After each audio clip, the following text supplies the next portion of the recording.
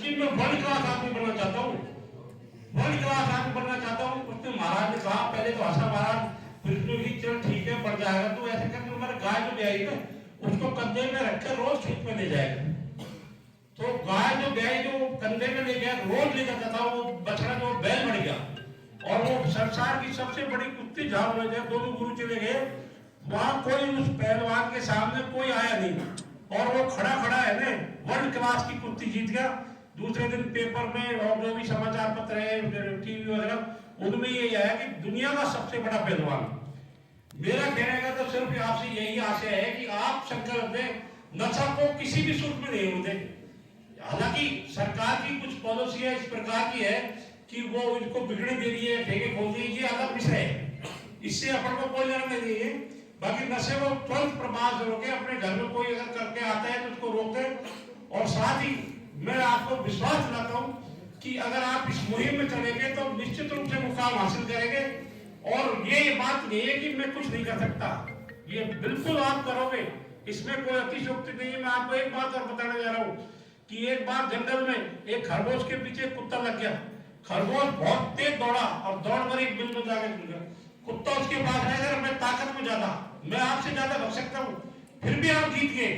तो खरगोश ने जवाब दिया कि आप तो लंच के लिए दौड़ रहे थे, आप तो लंच के लिए दौड़ रहे थे, मैं जिंदगी के लिए दौड़ रहा था। मैं मर जाता अगर रुक जाता था, खा जाते आप, तुम्हारा तो पेट ही भरता, इससे ज्यादा कुछ नहीं होता, पर मेरी जिंदगी खराब हो जाती। आपसे फिर मैं आपसे दोबारा कहना चाह रहा हूँ, इस बात को बार बार कह रहा हूँ कि नशा को आपको रोकना पड़ेगा। पूरे परिवार बर्बाद होंगे। घर का मुखिया शराब पीता है, मारा जाता है, गिर जाता है, एक्सीडेंट में मर जाता है, पूरा परिवार का नाश हो जाता है। ये बड़ी बहुत गंभीर समस्या आज उत्पन्न हुई है। पहले भी पीते थे, पर जो स्थिति आज है, गली गली में ठेके खुल रहे हैं, अब ज्यादा खतरनाक होगी। साथ ही मेरा सभी से यही निवेदन है कि आप इस क्षेत्र में काम करें और आपको नहीं तो किसी को आप फायदा जरूर होगा।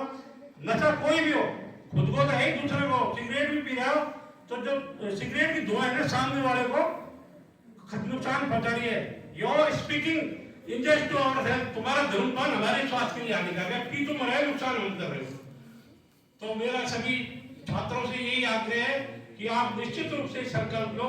और संकल्प की एक बात और बताना चाहता हूँ, ये सर गंगाराम जो हॉस्पिटल है दिल्ली में, आपने सबने नाम सुना है, वो बहुत गरीब परिवार से आते थे।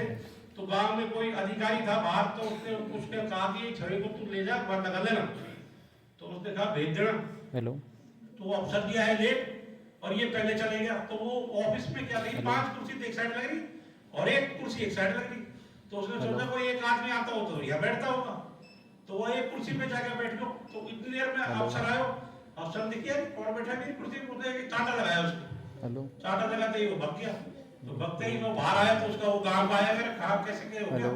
तो वो समझ गया कि कोई ना कोई गड़बड़ होगी। तो उसने पूछा कि इस कुर्सी पे बैठने के लिए मुझको क्या करना पड़ेगा।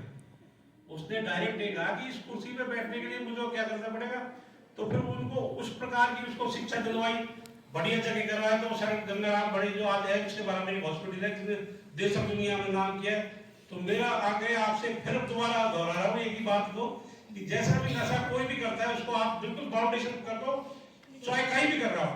तो आप सीधे सवाल कहते हैं मिस्टर आप ये नहीं चलेगा, आप बीड़ी भी पी रहे थे दूर करो, हटो, आपको बीड़ी से दूर जाओ। इस प्रकार की आप रखो। नशा आप युवा को बर्बाद कर देता है, नशे की इतनी हालत खराब होगी कि नए नए जो लड़के जो बहुत कुछ बन सकते थे, बनना चाहते थे, जिनकी हालत